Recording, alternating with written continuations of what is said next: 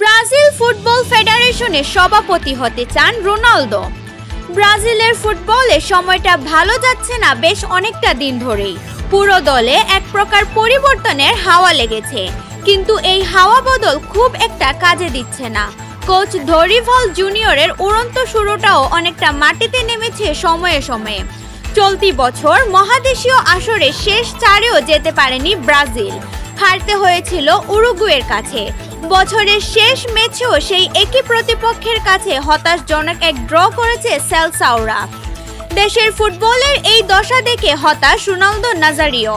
বিশ্বকাপ জয়ী এই স্ট্রাইকারের মতে একটা পরিবর্তনের বিকল্প নেই, আর সেটা করতে নিতে চান বড় দায়িত্ব।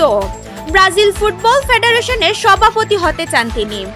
নিজের ফেনোমেনস ফাউন্ডেশনের এক নিলামের অনুষ্ঠানে সম্প্রতি রোনালদো বলেছেন, গত কয়েক বছর ধরেই আমি সিবিএফ সভাপতি হওয়ার ব্যাপারে আমার ইচ্ছার কথা বলে আসছি।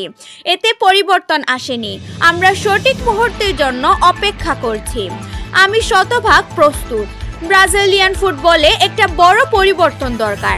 আমি সভাপতি পদে প্রার্থী নই। সামনে কোনো নির্বাচন নেই।